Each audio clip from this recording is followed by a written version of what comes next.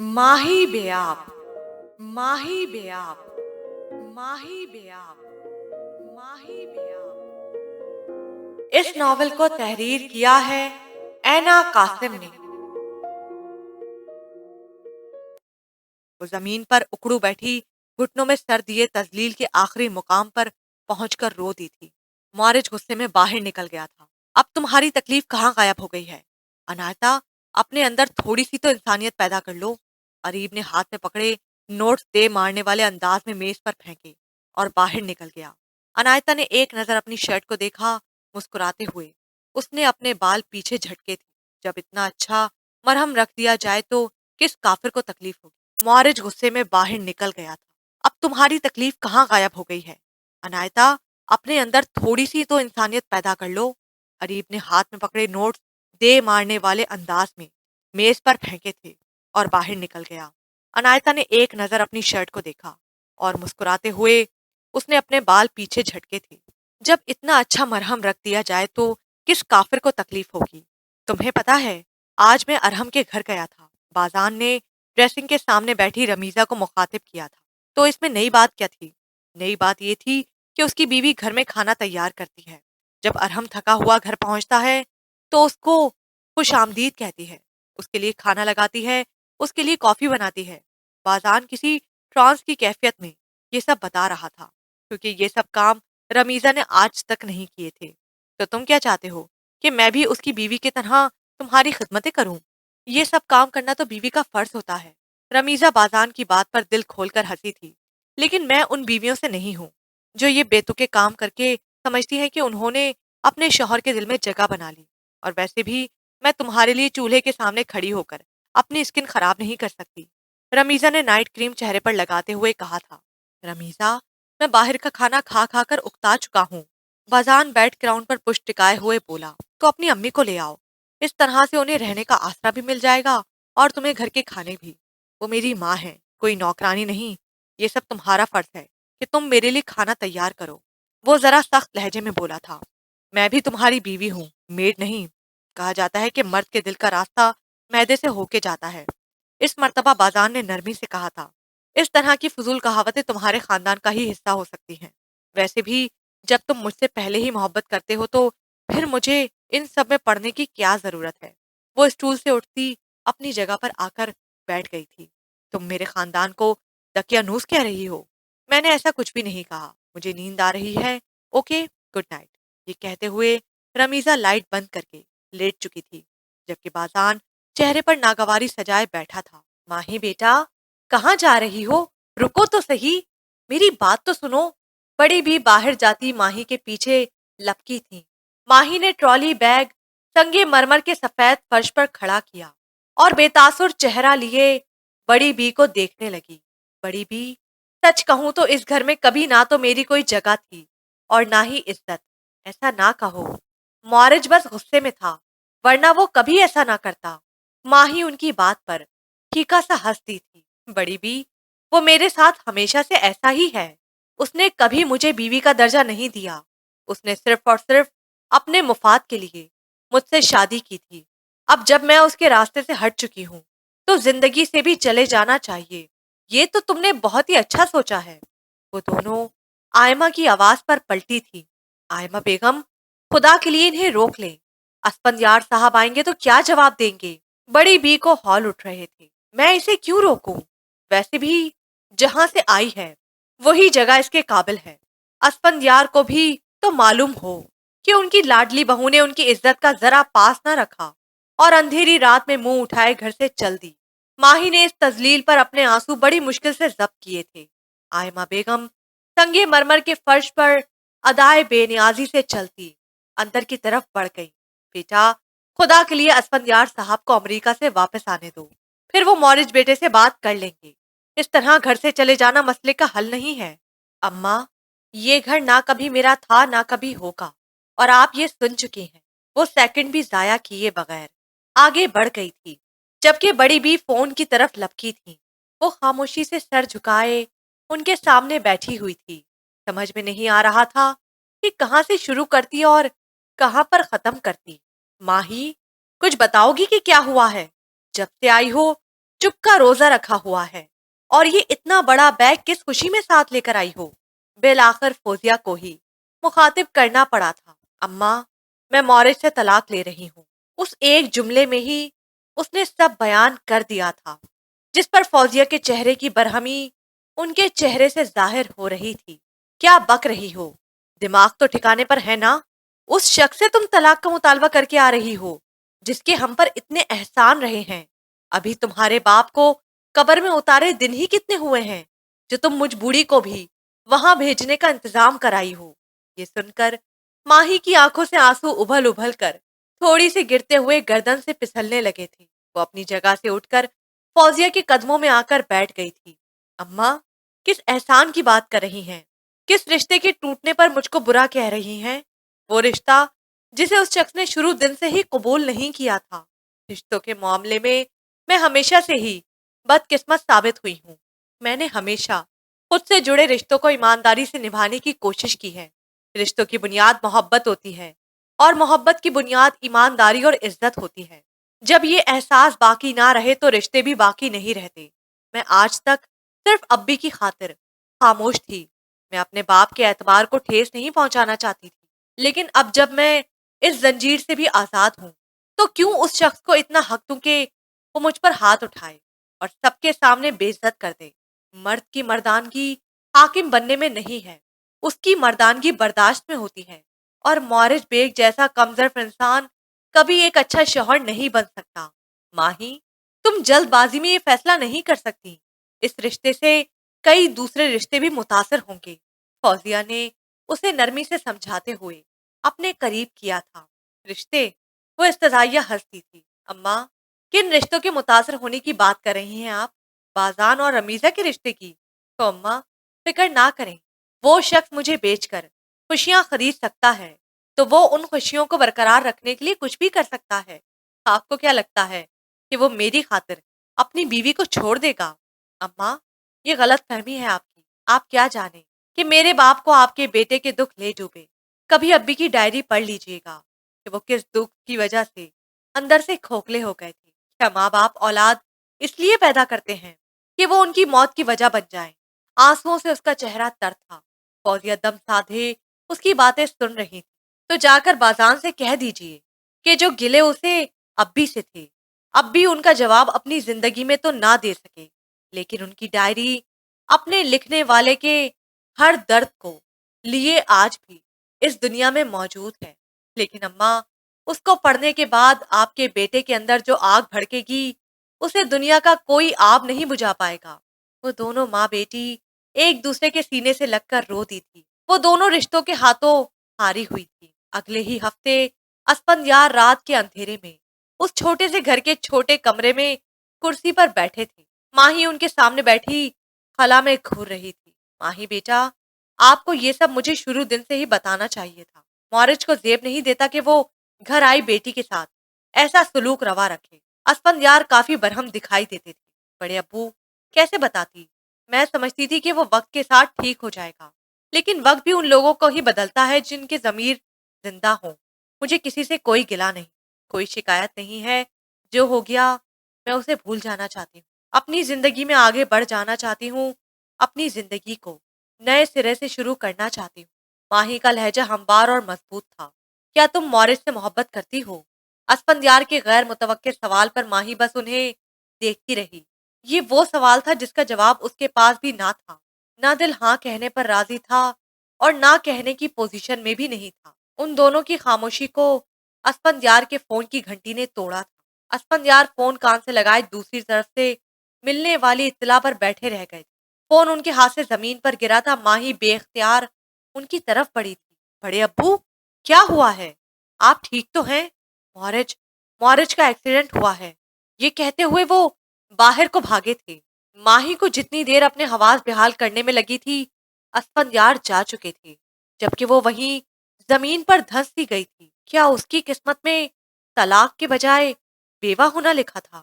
جو بھی تھا، یہ خبر سن کر اس کا ٹوٹا ہوا دل مزید ٹکڑوں میں بٹ گیا تھا۔ ان کو بہت بری طرح سے چوٹیں آئی ہیں۔ آپریشن کامیاب رہا ہے، لیکن 48 گھنٹے ان کے لیے بہت اہمیت رکھتے ہیں۔ ان کی دونوں ٹانگیں بری طرح سے ٹوٹی ہیں۔ بایاں بازو بھی متاثر ہوا ہے، خدا کا شکر ہے کہ دماغ کسی بھی چوٹ سے محفوظ رہا۔ آپ بس اللہ سے دعا کریں اور اچھی امید رکھیں۔ ماہی بینچ پر بیٹھی اسفندیار اور ڈاکٹر کے درمیان ہونے والی گفتگو سن رہی تھی۔ صبح کی روشنی ہر طرف پھیلی ہوئی تھی، لیکن آج بھی اس کی زندگی میں اندھیرا ہی تھا۔ وہ اپنی جگہ سے اٹھ کر کھڑکی کے سامنے جا کھڑی ہوئی تھی۔ سامنے بیڈ پر مورج بیگ بے ہوشی کی حالت میں پڑا تھا، پورا جسم پٹیوں میں جکڑا ہوا تھا، زخم کافی گہرے تھے۔ ماہی کے لیے اسے اس حالت میں دیکھنا مشکل ہو رہا تھا۔ سامنے وہ شخص زخمی حالت میں پڑا تھا جو اس کا مجرم تھا، اس کے خوابوں کا، اس کی زندگی کا، اس کی خواہشوں کا، اس کی خوشیوں کا۔ لیکن وہ اس کے ساتھ جس رشتے سے منسلک تھی، وہ ماہی کے دل میں اس کے لیے نفرت پیدا نہ کر سکا تھا۔ اسی رشتے کی بنا پر آج وہ اس کے پاس موجود تھی۔ اسے تو ہمیشہ سے ہی اپنے سے جڑے رشتوں کا پاس رکھنا آتا تھا۔ 2 مہینے اسپتال میں گزارنے کے بعد آج مورج بیگ کو ڈسچارج کر دیا گیا تھا۔ اس کی حالت پہلے سے کافی بہتر تھی، لیکن نہ تو وہ اپنی ٹانگوں پر چل سکتا تھا اور نہ ہی اپنے ہاتھ کو حرکت دینے کے قابل تھا۔ آج مورج بیگ دوسروں کے رحم و کرم پر تھا۔ ماہی بھی اس کے ساتھ گھر واپس آ گئی تھی۔ آج اس پرغرور شخص کو بے بسی میں بیڈ پر لیٹا دیکھ کر اس کا دل بھر آیا تھا۔ کتنا غرور تھا اسے اپنی بلندیوں پر۔ اس کے مطابق بلندیاں صرف مورج بیگ کے لیے ہی تھیں۔ آج اللہ نے بتا دیا تھا کہ سب سے بلند صرف اس کی ذات ہے۔ اسے اتنی بلندیوں پر لے جا کر گرایا تھا کہ وہ اپنی ٹانگوں پر کھڑا ہونے کے بھی قابل نہیں رہا تھا۔ ہر کسی کی زندگی معمول پر آنا شروع ہو گئی تھی۔ پہلا ہفتہ تو آئمہ نے بیٹے کی بڑی تیمارداری کی تھی، لیکن ان جیسی عورت گھر بیٹھنے والوں میں سے نہ تھی۔ جلد ہی اپنے بھائی سے ملنے کا بہانہ کر کے امریکہ چلی گئی تھی۔ عنایتا نے تو صرف 2 دفعہ آنا ہی مناسب سمجھا تھا۔ اس کے بقول وہ مورج کو اس حالت میں بالکل بھی نہیں دیکھ سکتی تھی۔ البتہ اریب ہر شام مورج سے ملنے آتا تھا۔ صحیح کہتے ہیں کہ جب تک انسان پر برا وقت نہیں آتا، اسے کھرے اور کھوٹے کا علم نہیں ہوتا۔ مورج کی اس حالت نے اس پر سارے پردے کھول دیے تھے۔ کبھی اسے اتنی فرصت نصیب نہ ہو سکی تھی کہ وہ اپنے سے جڑے رشتوں کے بارے میں سوچتا کہ کون کتنا مخلص ہے، لیکن قدرت کی طرف سے آج اسے یہ موقع ملا تھا۔ ماہی بیگم ملازمت تقریباً دوڑتی ہوئی لاؤنج میں بیٹھی ماہی تک پہنچی تھی۔ وہ مورج صاحب بہت غصہ کر رہے ہیں، کھانا نہیں کھا رہے، کھانا نہیں کھائیں گے تو میڈیسن نہیں لے سکیں گے، وہ ایک ہی سانس میں بتاتی گئی تھی۔ ماہی اپنی جگہ سے اٹھی اور کمرے کی طرف بڑھ گئی تھی۔ بڑی بھی مورج کو سمجھاتی آئی تھی، لیکن انہیں ایمرجنسی میں اپنے گاؤں میں جانا پڑا تھا۔ مورج نے ہر روز کی طرح ہنگامہ کھڑا کر دیا تھا۔ جب وہ اندر داخل ہوئی تو وہ نیم دراز تھا، بایاں ہاتھ پٹی میں بندہ سینے سے لگا تھا، دونوں ٹانگوں پر بھی ابھی تک پلاسٹر چڑھا تھا۔ چہرے پر صدیوں کی بیزاری سجائے وہ ماہی کو گھور رہا تھا۔ یہاں سے دفع ہو جاؤ، میں ابھی کسی کو بھی برداشت کرنے کے موڈ میں نہیں ہوں۔ اس کے جملے کی پرواہ کیے بغیر وہ آہستہ سے چلتی ہوئی اس کے پاس آ کھڑی ہوئی تھی۔ وہ جانتی تھی کہ مسلسل ایک ہی جگہ پڑے رہنے کی وجہ سے وہ بے حد ضدی اور چڑچڑا ہو گیا تھا۔ ہر روز کوئی نہ کوئی چیز توڑنا اس کی عادت بن چکی تھی۔ کھانا کھانے سے پہلے گھنٹوں منتیں کرنی پڑتی تھی۔ اب تو ملازم بھی اس کی حالت سے بیزار ہونے لگے تھے۔ ماہی اس سے بیزار نہیں ہوتی تھی، بلکہ اسے اس پر بے حد ترس آتا تھا۔ کہاں وہ اس شخص کے ساتھ ایک دن مزید نہیں گزارنا چاہتی تھی، اور کہاں وہ مسلسل 2 مہینوں سے اس کے ساتھ رہ بھی رہی تھی اور اس کی ہر حرکت کو برداشت کر رہی تھی۔ مجھے نہیں لگتا مورج بیگ تم اس حالت میں ہو کہ اپنی منوا سکو۔ وہ سائڈ ٹیبل سے ٹرے اٹھاتی اس کے سامنے بیٹھ گئی تھی۔ فی الحال تم کھانا کھاؤ، بعد میں میڈیسن بھی لینی، پھر تم جو بھی کر سکتے ہو میرا کر دینا۔ ماہی نے دلیے کا چمچہ بھر کر اس کی طرف بڑھایا تھا۔ اسے پرے ہٹاؤ۔ مورج کا غصہ آج بھی ویسا ہی تھا۔ ماہی نے دلیے بھرا چمچہ دوبارہ پیالے میں رکھ دیا تھا۔ ایک بات کہوں مورج بیگ، غصہ انسان پر اس وقت زیب دیتا ہے جب وہ اس حالت میں ہو کہ سامنے والے پر قہر ڈھا سکے۔ آج تمہارا یہ غصہ، یہ نفرت میرا کچھ نہیں بگاڑ سکتا۔ میرے خیال سے تم زیادہ بے سکون اس وجہ سے بھی ہو گئے ہو کہ میں نے اتنی دیر سے تمہاری وجہ سے کوئی آنسو نہیں بہایا۔ چلو جلدی سے کھانا کھا لو، میڈیسن کھانے کے بعد جب تم صحت یاب ہو جاؤ گے پھر مجھ پر غصہ کرنے سے سکون حاصل کر لینا۔ مورج بس سامنے بیٹھی اس لڑکی کو دیکھتا رہا جو دوبارہ اس کے سامنے دلیے سے بھرا چمچہ لیے بیٹھی تھی۔ آج کے دن مورج بیگ نے پہلی دفعہ اس لڑکی کے ہاتھوں سے کھانا کھایا تھا جس سے کسی زمانے میں اسے اتنی نفرت تھی کہ اس کی شکل بھی اپنے سامنے برداشت نہیں کر سکتا تھا۔ وہ چہرے پر بیزاری لیے بالکونی میں کھڑا دور آسمان کو دیکھ رہا تھا۔ وقفے وقفے سے وہ گھڑی پر بھی نظر ڈال لیتا۔ رات کے 10 بجنے والے تھے، لیکن رمیزہ ابھی تک گھر نہیں پہنچی تھی۔ بازان نے اکتا کر اسے کال کی تو نمبر بن جا رہا تھا۔ اب وہ ہر روز کی اس روٹین سے بیزار ہونے لگا تھا۔ جب بھی گھر آتا کوئی بھی خوش آمدید کہنے والا نہ ہوتا، نہ یہ پوچھنے والا کہ دن کیسا گزرا، کھانا لگا دوں، کیسی بیوی تھی وہ جسے شوہر کے آرام و سکون کی رتی برابر بھی فکر نہ تھی۔ فکر تھی تو اس بات کی کہ اس کے حسن میں کمی آ جائے گی، لیکن رمیزہ نہیں جانتی تھی کہ مردوں کو بھاتی ہمیشہ مشرق کی عورت ہی ہے۔ بازان کی نظریں آسمان سے ہوتی ہوئی سرونٹ کوارٹر تک گئی تھیں۔ کچھ دیر سوچنے کے بعد وہ سرونٹ کوارٹر کے دروازے سے اندر داخل ہو رہا تھا۔ وہاں ہمیشہ کی طرح سکون تھا۔ وہ آہستہ سے چلتا ہوا کمرے میں بیٹھ پر آ کر بیٹھ گیا۔ دور ذہن کے پردے پر وہ منظر ابھرنے لگے تھے جب زرار نے اسے اتنی چھوٹی سی عمر میں خود سے دور کر دیا تھا۔ بازان نے سر جھٹکتے ہوئے دراز کھولی تو سامنے کالے رنگ کی ایک ڈائری پڑی تھی۔ اس کے اوپر قلم بڑی نفاست سے رکھا گیا تھا۔ بازان نے وہ ڈائری کھولی تو سر ورق پر اس کے بچپن کی تصویر لگی ہوئی تھی، جس میں وہ زرار کی گود میں بیٹھا مسکرا رہا تھا۔ وہ بے وجہ ہی ورق پلٹتا گیا۔ آگے بھی اس کے بچپن کی تصویریں تھیں، پھر خالی صفحے شروع ہو گئے۔ وہ بے دھیانی سے صفحے پلٹتا جا رہا تھا کہ درمیان میں آ کر ایک تحریر پر وہ رکنے پر مجبور ہو گیا تھا۔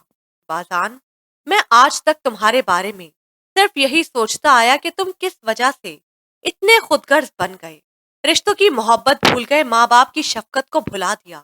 تم اتنے بے رحم کیسے بن گئے؟ حالانکہ تمہاری تربیت بھی انہی والدین نے کی جنہوں نے ماہی کی تربیت کی، لیکن تم دونوں کی فطرت میں اتنا تضاد کیوں ہے؟ پھر میں سمجھا کہ شاید خون کا فرق ہو، لیکن کسی کا بھی خون اتنا سفید نہیں ہو سکتا۔ مجھے ہمیشہ سے ہی تم سے گلے رہے ہیں کہ تم نے وہ حق ادا نہیں کیا جو تمہارا بنتا تھا، لیکن اس دن میں نے تمہاری باتیں سن لی۔ مجھے اس دن اپنے ہر سوال کا جواب مل گیا تھا۔ تمہاری نفرت کی وجہ میرے سامنے کھل کر آئی تو میں تو سوچ بھی نہیں سکتا تھا کہ تم نے اس بات کو لے کر اپنے دل میں اتنا بغض جمع کر لیا کہ تم صحیح اور غلط کا فرق بھول گئے، تم انسانیت بھول گئے۔ بازان، اس دن مجھے علم ہوا کہ صرف تم ہی غلط نہ تھے، کہیں نہ کہیں میری بھی غلطی تھی۔ میں نے تمہیں اس دن 2 تھپڑ اس لیے لگائے کہ آئندہ کبھی تم اس طرح کی شرارت نہ کر سکو۔ تمہاری ذرا سی شرارت کسی بڑے نقصان کا پیش خیمہ بھی ہو سکتی تھی۔ جہاں تک تمہیں شہر سے باہر بھیجنے کی بات ہے تو یقین کرو، میں نے تمہیں تمہاری غلطی کی بنا پر خود سے دور نہیں کیا تھا۔ میں تو تمہیں اعلیٰ تعلیم دلا کر بڑا آفیسر بنانا چاہتا تھا۔ یہ میرا خواب تھا بازان۔ میں نے تو تمہیں خود سے دور صرف اور صرف تمہارے بہتر اور روشن مستقبل کے لیے کیا تھا۔ مجھے بالکل بھی اندازہ نہیں تھا کہ تم اس طرح ان باتوں کو دل پر لے لو گے۔ بازان جیسے جیسے پڑھتا جا رہا تھا، اسے ایسا محسوس ہو رہا تھا کہ کوئی اسے اندر سے بری طرح سے جھنجھوڑ رہا ہے۔ اسے محسوس ہو رہا تھا کہ زرار اس کے سامنے بیٹھ کر اسے یہ سب بتا رہے ہیں۔ اس کے ذہن کے پردے پر وہ منظر گھومنے لگے کہ وہ جب بھی ان سے مہینوں بعد ملنے جایا کرتا تھا، وہ بغیر کسی گلے شکوے کے اس سے کتنی خوش اسلوبی سے ملتے تھے۔ میں نے اپنا سب کچھ تمہاری تعلیم کے حوالے کر دیا۔ ماہی کو تو میں صرف محبت ہی دے سکا، لیکن تمہیں زندگی کی ہر سہولت اور آسائش فراہم کی کیونکہ تم میرے جسم کا حصہ تھے۔ لیکن تمہاری بے رخی سے تمہارا یہ باپ ہمیشہ ہی اپنے اندر جلتا رہا۔ بازان، میرے دل میں تمہاری الگ جگہ ہے اور ماہی کا الگ مقام، لیکن آہستہ آہستہ ماہی کا مقام میرے دل میں بڑھتا چلا گیا کیونکہ میں نے اسے راتوں کو جاگ کر اپنے لیے وہ سب کرتے دیکھا جو میں کبھی تم دونوں کے لیے کیا کرتا تھا۔ مختصر یہ کہ تم اپنی طرف خود کو مظلوم کہتے رہے اور میں اپنے آپ کو مظلوم سمجھتا رہا۔ ہم سبھی ایک دوسرے کی کہانیوں سے ناآشنا تھے۔ کہتے ہیں کہ دونوں طرف کی حقیقت جان لینے کے بعد ہی کسی بات کا رد عمل دینا چاہیے۔ نہ کبھی تم نے اپنی محرومی میرے سامنے رکھی اور نہ ہی کبھی میں نے اپنے روگ، دونوں ہی اپنی سوچ کی آگ میں جلتے جلتے راکھ ہو گئے۔ مجھے احساس ہے کہ میں نے تمہیں چھوٹی عمر میں ہی خود سے جدا کر دیا تھا، یہ سوچے بغیر کہ تمہیں اس وقت پڑھائی سے زیادہ والدین کی محبت کی ضرورت ہے۔ لیکن آج بھی تم میرے لیے وہی ہو جو بچپن میں تھی۔ فوزیہ شاید صحیح کہتی ہے، خون کا رشتہ ہی ہوتا ہے، ہم چاہ کر بھی اس سے نفرت نہیں کر سکتے۔ جب کبھی تم اس کو پڑھو تو مجھے اس سب کے لیے معاف کر دینا، شاید مجھ سے اگلی دنیا میں اس کا حساب بھی لیا جائے۔ بازان، میں نے اپنا ہر گلہ، ہر شکوہ معاف کر دیا۔ بس یہی دعا ہے کہ جو رشتے تمہارے پاس بچے ہیں ان سے محبت کرنا سیکھ لو۔ تمہارا باپ تمہارے لیے دعا ہی کر سکتا ہے۔ زرار بن آزور پڑھتے ہوئے اس کے ہاتھ کانپنے لگے تھے، آنکھوں کی نمی نے ڈائری پر لکھے الفاظ دھندلا دیے تھے۔ ذہن کے پردے پر زرار کا سفید کفن میں لپٹا ہوا چہرہ کہہ رہا تھا کہ تمہارے باپ نے آج تمہارا ہر ظلم معاف کر دیا۔ بازان کے آنسو ڈائری پر گرتے ہوئے اس کی سیاہی کو پھیلا گئے تھے۔ آخری صفحے پر ایک نظم لکھی گئی تھی جو آج سے کافی سال پہلے کی تاریخ میں لکھی گئی تھی۔ میرے بیٹے، جس دن تو پیدا ہوا اس دن ہم نے اپنے لیے جینا چھوڑ دیا۔ تمہیں راتوں کو سلانے کی خاطر خود پوری پوری رات تمہیں باہوں میں لیے جھلاتے رہے، تمہیں ٹھنڈی ہواؤں سے بچانے کے لیے دھوپ سے لڑا، تیری ایک مسکراہٹ دیکھنے کے لیے راتوں کو جاگا، اپنی جوانی کا رس نچوڑ کر تجھ میں ڈالا، تجھ کو جوان کیا۔ میں بوڑھا ہوتا گیا، تو جوان ہوتا گیا، میری کمر جھک گئی، تیری کمر اکڑ گئی، میری گردن جھکنے لگی، تیری گردن اکڑنے لگی، میں لڑکھڑانے لگا، تو اکڑنے لگا۔ مجھے لگا جیسے میں اس دن کے لیے ہی دعائیں مانگا کرتا تھا، جیسے میں صرف اس دن کے لیے ہی جاگا کرتا تھا کہ یہ میرے بڑھاپے میں سہارا بنے گا۔ لیکن جب تجھ میں جوانی کی لہر دوڑی، جب جوانی کا جوش تجھ میں بھرا، تو جوانی کے جوش میں اپنے ہوش کھو بیٹھا، تو سب کچھ بھول گیا، یہ سمجھنے لگا جیسے میں نوکر ہوں اور تو میرے باپ۔ اگر یہ بیٹا ہوتا تو میرے ساتھ یوں نہ کرتا، جس نے میرے راتوں کے تڑپنے کو بھلا دیا، جس نے میری ہر تکلیف بھلا دی۔ میں نے اپنے سینے میں قبرستان بنا دیا اپنی خواہشات کا۔ بازان ڈائری میں چہرہ دے کر پھوٹ پھوٹ کر رو دیا تھا۔ مزید ایک حرف بھی پڑھنے کی اب اس میں ہمت نہ رہی تھی۔ رات کے معلوم نہیں کتنے بجے رمیزہ گھر آئی تھی۔ وہ بازان کو پورے گھر میں ڈھونڈنے کے بعد آخر تھک ہار کر سو چکی تھی، لیکن وہ ابھی بھی ڈائری میں چہرہ چھپائے روئے جا رہا تھا۔ ماضی کے درد حال کی اذیتیں اس کے مستقبل کے روگ میں اضافہ کر رہی تھی۔ وہ کتنی بدبخت اولاد تھا، یہ اسے آج علم ہوا تھا۔ بازان جب گھر میں داخل ہوا تو رمیزہ ڈائننگ ٹیبل پر بیٹھی ناشتہ کرنے میں مصروف تھی۔ تم پوری رات کہاں تھے؟ بازان اس کے سوال پر رک گیا تھا۔ ادھر ہی تھا، تمہاری حالت دیکھ کر تو نہیں لگ رہا کہ ادھر ہی تھے۔ رمیزہ نے بغور اس کا جائزہ لیا تھا۔ بال بکھرے ہوئے تھے، آنکھیں سرخ ہو رہی تھی، گریبان کے بٹن اوپر سے کھلے تھے، چہرے پر صدیوں کی تھکان تھی۔ میں تمہیں جواب دہ نہیں ہوں۔ رمیزہ نے ہاتھ میں پکڑا ٹوسٹ پلیٹ میں رکھا اور اس کے سامنے کھڑی ہو گئی۔ تمہاری یہ حالت تمہیں میری نظروں میں مشکوک بنا رہی ہے، اور ایک بیوی ہونے کی حیثیت سے۔ بازان نے دھاڑتے ہوئے اس کی بات کاٹ دی تھی۔ Will you please shut up? تم خود کو میری بیوی اس وقت کہنا جب میرے ساتھ بیویوں جیسا رویہ رکھو۔ وہ رکے بغیر کمرے کی طرف بڑھ گیا تھا۔ رمیزہ نے غصے سے ٹیبل پر پڑا سامان زمین بوس کیا تھا۔ تقریباً آدھے گھنٹے بعد بازان اس چھوٹے سے گھر کے اس کمرے میں فوزیہ کے قدموں میں بیٹھا رو رہا تھا، جبکہ ماہی کرسی پر بیٹھی بازان کی اجڑی حالت پر غور کر رہی تھی۔ اماں، مجھے معاف کر دیں، میں بہت ہی بری اولاد ہوں، شاید میں معافی کے قابل بھی نہیں ہوں۔ مجھے اپنی کی ہوئی ہر غلطی کا احساس ہو گیا ہے۔ میرا باپ مر گیا، مجھ سے دور چلا گیا، میں اپنی زندگی میں ابی سے معافی بھی نہیں مانگ سکا۔ اس سے بڑھ کر شاید میرے رب نے میرے لیے کوئی سزا نہ رکھی ہو۔ اب میں پوری زندگی اس احساس جرم کے ساتھ کیسے جی سکوں گا؟ اماں، اگر آپ نے بھی مجھے معاف نہ کیا تو میں مر جاؤں گا، آپ کا بازان مر جائے گا۔ فوزیہ بیٹے کو اس حال میں دیکھ کر آپ دیدہ ہو گئی تھی۔ بازان، تم مجھ سے زیادہ ماہی کے مجرم ہو۔ میں تو ماں ہونے کی حیثیت سے تمہیں معاف کر دوں گی، کیا ماہی تمہیں معاف کر سکے گی؟ تم نے اس کی زندگی برباد کر دی۔ میں نے ہمیشہ تمہاری حمایت کی ہے، لیکن آج میں تمہیں اس وقت معاف کروں گی جب ماہی تمہیں معاف کرے گی۔ بازان نے نم آنکھوں کے ساتھ ہی ماہی کی طرف دیکھا جو گردن جھکائے بیٹھی تھی۔ میری سمجھ میں نہیں آ رہا کہ آج میں تم سے معافی کے لیے کن الفاظ کا انتخاب کروں۔ میں نے یہ سب سمجھنے میں بہت دیر کر دی۔ میرے جنون، میرے غصے، میری نفرت نے میرے دماغ کو مفلوج کر دیا تھا۔ 13 سال سے آج تک میں صرف نفرت کی آگ میں جلتا آیا ہوں۔ میری تم سے نفرت کرنے کی وجہ ابی کا تم سے پیار کرنا تھا، ابی کا تم سے محبت کرنا تھا۔ مجھ سے برداشت نہیں ہوتا تھا کہ وہ اپنی سگی اولاد کو چھوڑ کر پرائے خون سے اتنی محبت کریں، لیکن آج دیکھو میں خالی ہاتھ ہوں، میرے پاس کچھ بھی نہیں رہا۔ بازان سے مزید کچھ کہنا مشکل ہو رہا تھا۔ ماہی اپنے نچلے ہونٹ کو دانتوں تلے دبائے آنسو ضبط کرنے کی کوشش کر رہی تھی۔ ایک دفعہ تم پہلے بھی مجھ سے معافی مانگنے آئے تھے، لیکن پھر ماہی نے جملہ ادھورا چھوڑ دیا تھا۔ خدا کی قسم، آج میں تم سے دل سے معافی مانگنے آیا ہوں۔ اگر تم مجھے معاف نہیں کرو گی تو میرا ضمیر مجھے جینے نہیں دے گا۔ تم اپنے بھائی کو معاف کر دو، میں تمہارے پاؤں پکڑتا ہوں۔ بازان اس کے قدموں میں ڈھہ گیا تھا۔ ماہی جلدی سے اس کے پاس زمین پر بیٹھ گئی تھی۔ بازان، ایسے مت رو، میں نے تمہیں معاف کر دیا۔ ماہی نے اسے تسلی دی تھی۔ تمہاری بہن نے تمہیں معاف کر دیا۔ وہ چاہتے ہوئے بھی رشتوں کے معاملے میں سخت دل نہیں بن سکتی تھی۔ جب وہ گھر میں داخل ہوئی تو ملازمہ اسی کے انتظار میں لاؤنج کے چکر کاٹ رہی تھی۔ بی بی جی، خدا کا شکر کہ آپ آ گئیں۔ مورث صاحب ناشتہ نہیں کر رہے، کہتے ہیں کہ صرف اور صرف ماہی کے ہاتھ سے ناشتہ کریں گے۔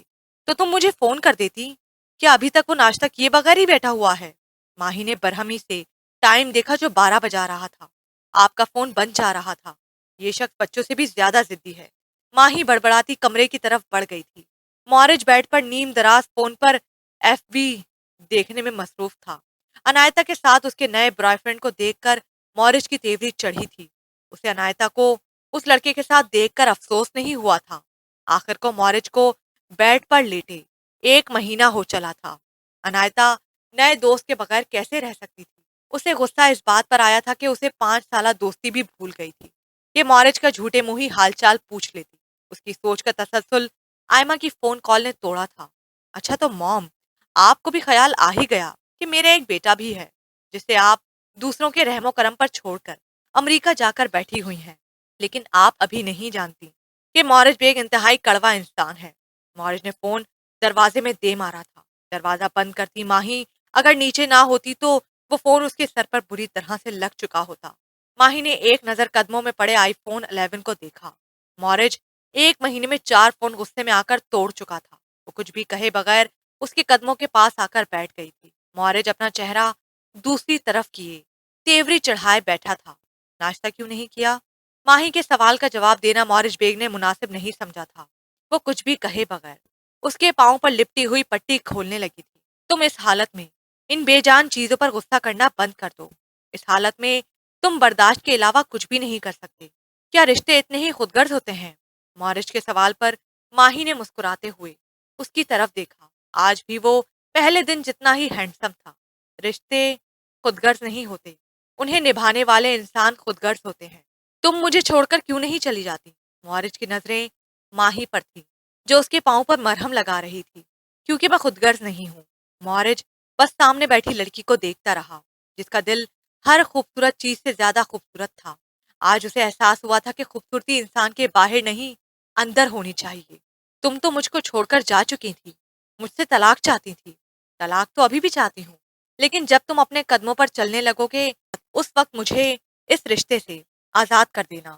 میں نے اپنی زندگی میں صرف ایک بات سیکھی ہے، رشتے نبھانے کے لیے کبھی بھی بھیک مت مانگیں، بہادر بنیں، اس کو اپنائیں جو واقعی آپ کے ساتھ رہنا چاہتا ہے، اور اس کو اپنی زندگی سے نکال کر باہر پھینک دیں جو ساتھ رہنے کا ڈرامہ کر رہا ہے۔ مورج کو یہ سن کر ایسا محسوس ہوا تھا جیسے کسی نے اس کے دل پر بے دردی سے پاؤں رکھ دیا ہو۔ ماہی اسے اس کی اوقات بتا رہی تھی۔ ڈاکٹر کے مطابق اگر تم میڈیسن ٹائم پر لوگے تو جلد ٹھیک ہو جاؤ گے، اس لیے بچوں کی طرح ضد کرنا چھوڑ دو۔ وہ اب اس کے دوسرے پاؤں کی پٹی کھول رہی تھی۔ اگر میں ٹھیک نہ ہونا چاہوں تو؟ ماہی نے بے اختیار اس کی طرف دیکھا تھا۔ پھر بھی تمہیں اپنی تکلیف کم کرنے کے لیے میڈیسن لینی ہوگی۔ اگر میڈیسن لینے کے بعد بھی میری تکلیف कम ना हो तो फिर? मौरिज बेग, जिस्म पर लगे जख्म भर जाते हैं और तकलीफ कम हो जाती है, लेकिन रूह के ना जख्म भरते हैं और ना ही तकलीफ कम होती है। अब तुम बेहतर जानते होगे कि तुम्हें रूह की तकलीफ है या जिस्म पर लगे जख्मों की। ये कहते हुए वो वॉशरूम की तरफ बढ़ गई थी। मौरिज ने अपना दाहिना हाथ दिल पर रखा और आंखें बंद कर ली। मेरे दिल में तकलीफ है माही। अगर तुम मेरे ठीक होने के बाद मुझसे तलाक लेना चाहती हो तो मेरी दुआ है कि मैं कभी भी ठीक ना हूं। मौरिज प्लीज, अपनी टांगों को जरा सी हरकत देने की कोशिश किया करो। डॉक्टर के मुताबिक इस तरह तुम जल्द सेहतयाब हो जाओगे। माही व्हील चेयर पर बैठे मौरिज को जूते पहनाने के साथ साथ हिदायत दे रही थी, जबकि वो बेजारी से उसकी हर हिदायत को एक कान से सुनकर दूसरे से निकाल रहा था। मौरिज, मैं तुमसे कुछ कह रही हूँ। जब तक कोशिश नहीं करोगे चल नहीं पाओगे। मुझे कोई कोशिश नहीं करनी। उस पर माही ने गुस्से से मौरिज की तरफ देखा था। तो क्या पूरी जिंदगी इस व्हीलचेयर पर पड़े रहने का इरादा है? हो भी सकता है। मौरिज, खुदा के लिए समझने की कोशिश करो। वो जमीन पर बैठी गर्दन ऊंची किए मौरिज को देख रही थी, जो हर चीज से बेनियाज दिखाई देता था। मुझे कुछ भी नहीं समझना, इसलिए मुझे समझाने में अपना टाइम वेस्ट ना करो। जब मेरा ठीक होने का दिल चाहेगा तो खुद ही ठीक हो जाऊंगा। उफ, वो बेख्तियार कर्राह कर रह गई। मौरिज, तुम कितने जिद्दी हो। मुझे ऐसे लगता है कि मैं किसी इंतहाई जिद्दी बच्चे की परवरिश कर रही हूँ। ये तो अच्छी बात है, अभी से ही प्रैक्टिस हो जाएगी। माही जो तिस्मा बंद कर रही थी ना समझी से मौरिज की तरफ देखा। क्या मतलब? कुछ भी नहीं। माही जवाब सुनकर सर झटक दूसरे पाँव में जूता पहनाने लगी थी। उसे अब मौरिज की ऐसी बातों की आदत हो गई थी। मौरिज बड़े गौर से उसे देख रहा था। उसने माही के साथ बुरा करने में क्या कसर छोड़ी थी, लेकिन फिर भी ये लड़की उसका इतना ख्याल रखती थी, उसके खाने पीने से लेकर उसके सोने तक। एक बात पूछूं? मौरिज के सवाल पर माही ने सिर्फ गर्दन हिलाने पर ही इत्तफा किया था। तुम मेरा इतना ख्याल क्यों करती हो? तुम्हारा मुझ पर कर्ज है। कैसा कर्ज? मैं समझ नहीं सका। माही मुस्कुराते हुए खड़ी हो गई। जानते हो, जब अब्बी व्हील चेयर पर थे तो हर शाम तुम उनके पास जाया करते थे, उनसे बातें करते थे। वो तुम्हारे इस तरह आने पर कितना खुश होते थे, ये सिर्फ मैं जानती हूँ। तुम उन्हें हर हफ्ते चेकअप करवाने ले जाया करते थे। तुमने उस वक्त मुझ पर एहसान किया था, लिहाजा अब मेरा भी फर्ज बनता है कि तुम अब इस हाल में हो तो तुम्हारा ख्याल करूं। मुझे तो अंकल के साथ वक्त गुजार कर अच्छा महसूस होता था। मैंने तुम पर उस वक्त कोई एहसान नहीं किया था, वो मेरे बाप की जगह थे। अच्छा, तो तुम क्या चाहते हो? मैं तुम्हें इस हाल में छोड़कर चली जाऊं? माही अपने बैग में सामान रख रही थी। मैंने अब ऐसा भी नहीं कहा। ये जुमला बेख्तियार था। माही हंसी दबाती उसके सामने आ खड़ी हुई थी। अगर तुमने मुझे तंग किया तो मैं तुम्हें छोड़कर चली जाऊंगी, इसलिए अब तुम्हें मेरा हर हुक्म मानना होगा। अंडरस्टैंड? मौरिज ने गहरी सांस खारिज करते हुए सर झुका लिया था। अगर मैंने तुम्हारा कहा माना तो क्या तुम मुझे कभी भी छोड़कर नहीं जाओगी? माही खामोश खड़ी मौरिज को देखती रही, जो सर झुकाए बैठा था। माही के पास इस सवाल का कोई जवाब न था। Hello my dear boy. Aima की आवाज पर दोनों चौंके थे। वो मुस्कुराते हुए कमरे में दाखिल हुई थी। ओह, तुम नहीं जानते मैंने तुम्हें कितना मिस किया। आयमा ने आगे बढ़कर मौरिज की पेशानी चूमी थी। मौरिज के चेहरे पर बेजारी फैल गई। कैसी हो माही? अब वो माही से मुखातिब थी। ठीक हूँ। वो मुस्कुराकर बेड पर बैठ गई। तुम लोग कहीं जा रहे थे क्या? आयमा सामने कुर्सी पर बराजमान हो चुकी थी। नहीं आंटी, बस मौरिज को चेकअप के लिए लेकर जाना था। आप बातें करें, मैं डॉक्टर से बात का टाइम ले लेती हूँ। माही ने साइड पर पड़ा फोन उठाया। बात का टाइम लेने की कोई जरूरत नहीं, हम अभी जा रहे हैं।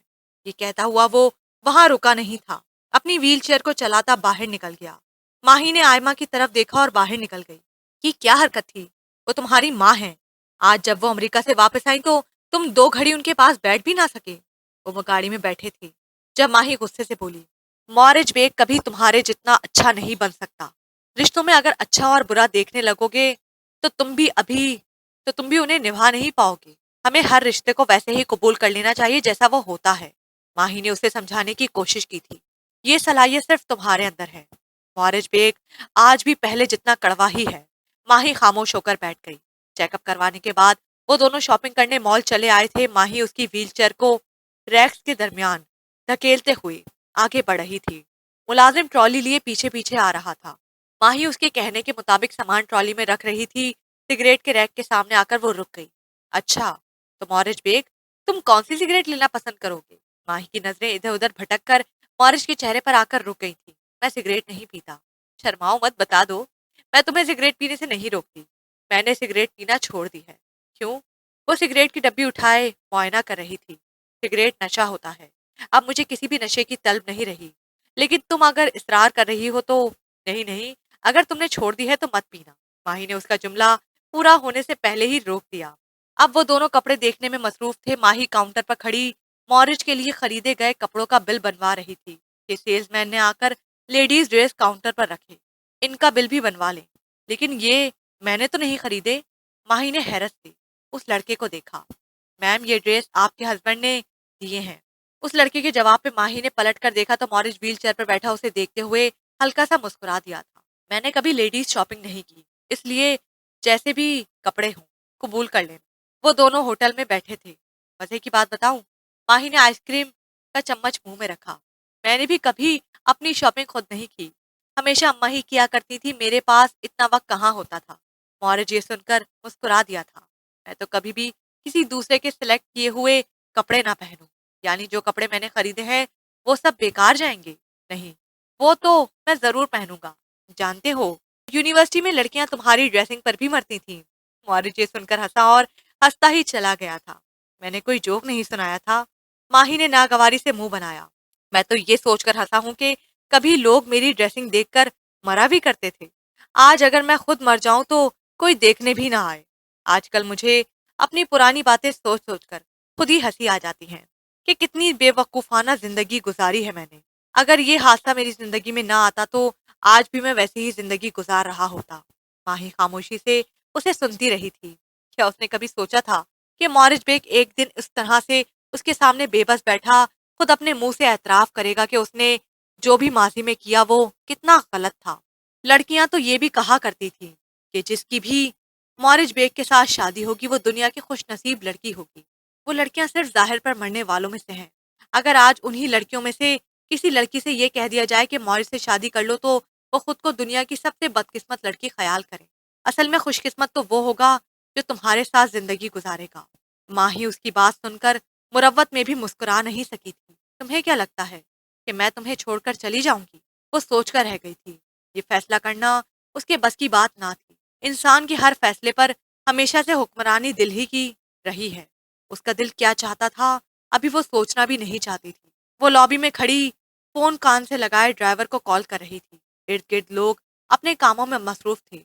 मॉरिज गर्दन झुकाए अपने चश्मे बंद करने की कोशिश कर रहा था, लेकिन सिर्फ एक हाथ को इस्तेमाल करते हुए चश्मे बंद करने में नाकाम हो रहा था। माही ने उसे देखा तो उसके सामने कदमों पे आकर बैठ गई। अपने बाजू को ज्यादा हरकत मत दो और सीधा हो जाओ, मैं बंद कर देती हूँ। माही इर्द गिर्द से बेनियाज उसका चश्मा बंद करने में मसरूफ थी, जबकि हर आने जाने वाला उस लड़की को ताज्जुब से देखता गुजर रहा था। माही, छोड़ दो इसे। मॉरिस से बर्दाश्त न हो सका था, बस हो गया। वो अब दूसरे चश्मे खोलकर सेट कर रही थी। तुम्हें इस तरह से ऑकवर्ड फील नहीं हो रहा? मॉरिज को माही का इस तरह से कदमों में बैठना बहुत बुरा महसूस हुआ था, वो भी सबके सामने।